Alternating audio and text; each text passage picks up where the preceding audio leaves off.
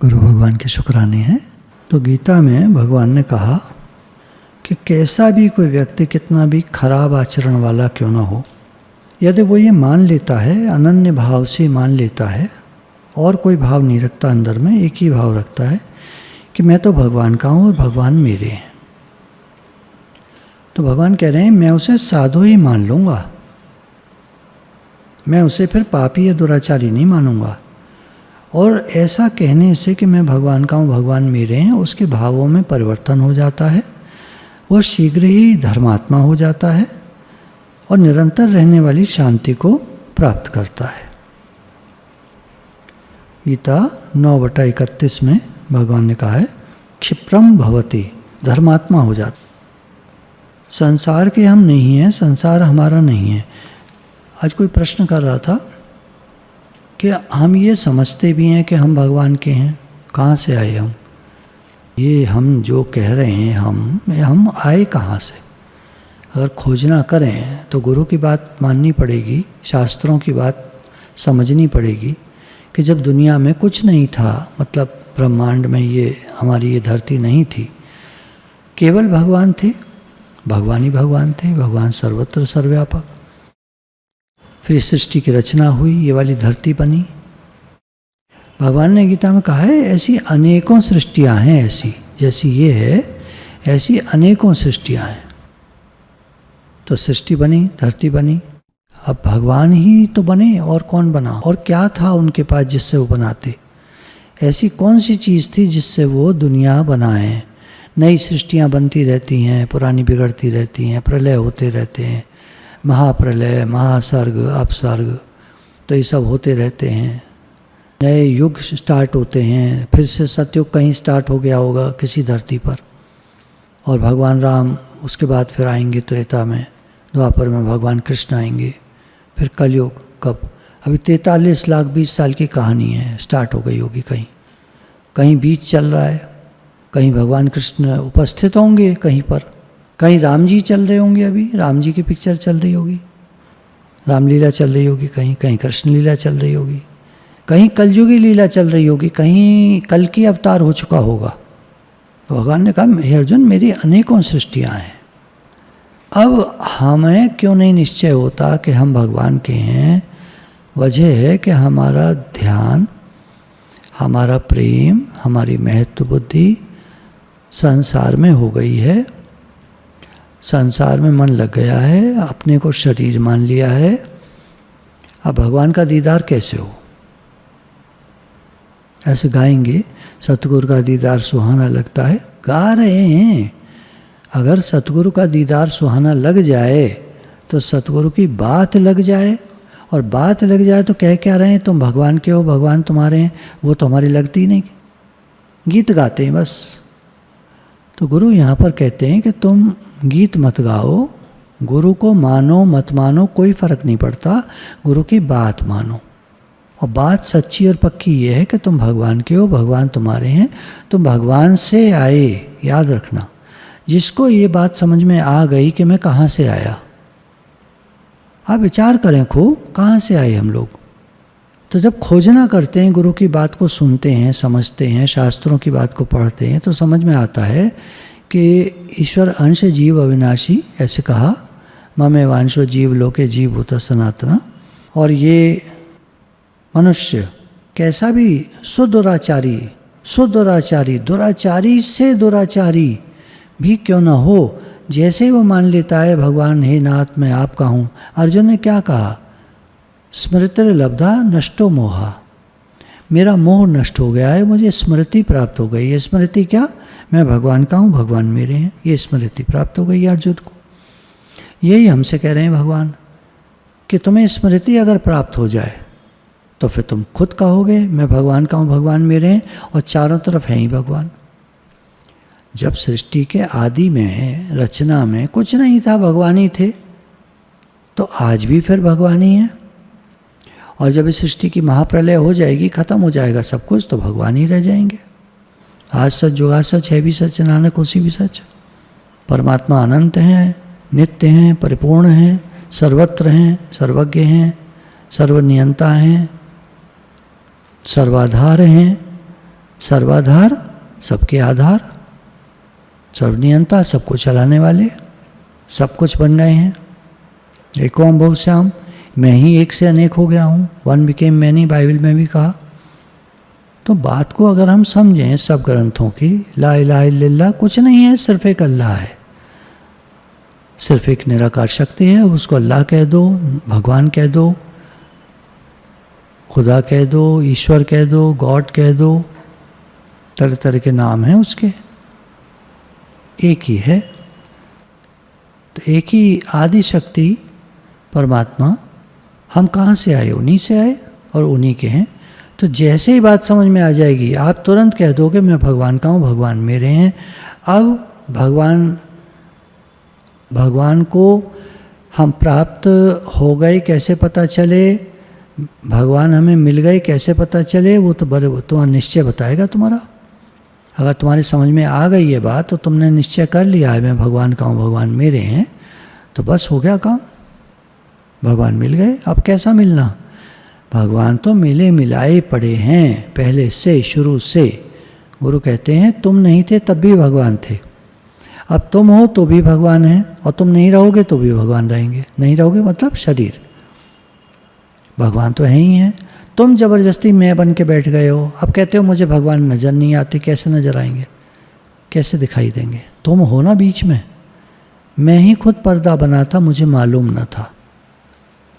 तुझसे न मिलने की वजह मालूम हुई मुझे, ऐसा सनम मैं ही खुद पर्दा बना था, मुझे मालूम न था। भगवान आपसे जो मैं मिल नहीं पा रहा था, जब मैंने वजह देखी तो पता चला कि मैं ही खुद पर्दा बना था। मेरी मैं पर्दा बन जाती है, मैं हूँ। अब भगवान को खोजो, मैं हूँ, अब भगवान को खोजो। शास्त्रों में ऐसा आता है, संसार के हम नहीं हैं, संसार हमारा नहीं है। संसार के साथ अपनापन हमने कर लिया। जब शरीर धारण हुआ, बड़े हुए धीरे धीरे, माता पिता ने यही कहा तुम्हें करना है, तुम हमारे हो, तुम्हारा एक घर है, तुम्हारा परिवार है, तुम्हें ये काम करने हैं, तुम्हें पैसा कमाना है, तुम्हें एक बड़ा आदमी बनना है, ये है वो है, ये वो करते कराते हमको बिल्कुल संसारी भाव दे दिए गए और हम टोटल संसारी बन गए। किसी को क्या दोष दें? हमको गुरु मिले तब भी तो हम नहीं मानते उनकी बात। आज हम कहें कि माँ बाप की गलती थी, तो गलती थी, चलो गलती सुधारोगे नहीं, सुधार नहीं सकते गलती। गलती को न दोहराए उसे इंसान कहते। गलती अक्सर हो ही जाती है, मनुष्य गलती का पुतला है, गलती हो जाती है। गलती को न दोहराए उसे इंसान कहते हैं। तो हम इंसान हैं फिर? बार बार वही बात कर रहे हैं, बार बार वही मैं कर रहे हैं शरीर की। मैं ये मैंने किया, मैं करता हूँ। अरे भगवान की शक्ति से होता है। अगर आज कोई हम राइट डिसीजन ले पाते हैं तो इसमें हमारी कोई अकल नहीं है, और गलत डिसीजन ले पाते हैं तो हमारी कोई अकल नहीं है। ये तो लीला है भगवान की। सही गलत कुछ नहीं होता, सब भगवान की लीला है। पर हम अहंकार करके मैं अब संसार से संबंध कर लिया। वास्तव में हम सदा से भगवान के हैं और भगवान हमारे हैं। हम भले ही भूल जाएं, पर भगवान हमें नहीं भूलते। हम चाहे भगवान से विमुख हो जाएं, बिल्कुल भूल भी जाएं और कह दें हम भगवान को नहीं मानते, पर भगवान हमारे से विमुख नहीं होते। जब अकबर ने कहा ना कि बताओ तुम्हारे भगवान में और मुझ में क्या फ़र्क है, तो बीरबल ने कहा साहब बहुत बड़ा फ़र्क है, आप ज़्यादा बड़े हैं भगवान से। और कैसे बात करते हो, हमारी बटरिंग करते हो? नहीं सरकार, बिल्कुल सही कह रहा हूँ। आप जिसको चाहें अपने राज्य से बाहर निकाल सकते हैं, भगवान को ताकत नहीं अपने राज्य से बाहर निकाल दें। तो क्या मतलब? कह तो सही रहे हो लेकिन समझाओ में। वह सरकार देखिए आपकी हद तो है बहुत छोटी, आपका राज्य है बहुत छोटा, आप जिसको चाहें बाहर निकाल दें। और भगवान सर्वत्र सर्वव्यापक हैं, उनका राज्य सब जगह है, कोई जगह ऐसी है ही नहीं जहाँ उनका राज्य ना हो। तो कहाँ निकालेंगे किसी को? अब ये बात हमारे समझ में आ जाए कि हम भगवान के विमुख हो सकते हैं, पर भगवान हमसे विमुख नहीं हो सकते, क्योंकि सर्वत्र वो हैं, सब जगह वो हैं। भगवान कहते हैं सब मम प्रिय सब मम उपजाए, रामचरितमानस में उत्तरकांड में 86/2। सब के सब मेरे को प्यारे लगते हैं। हम सब भगवान के लाडले हैं, उनके प्यारे हैं। जब अर्जुन ने पूरी गीता सुन ली तो क्या कहा? नष्टो मोह स्मृति लब्धा। मेरा मोह नष्ट हो गया, स्मृति प्राप्त हो गई, याद आ गई। जो भूल हो गई थी वो अब याद आ गई तो कि मैं तो आपका हूँ। अब आप जो कहेंगे मैं वही करूँगा। जो भूल थी वो मिट गई। मैं अहंकार कर रहा था कि मैं युद्ध नहीं करूँगा, अब आप जो कहेंगे मैं वही करूँगा।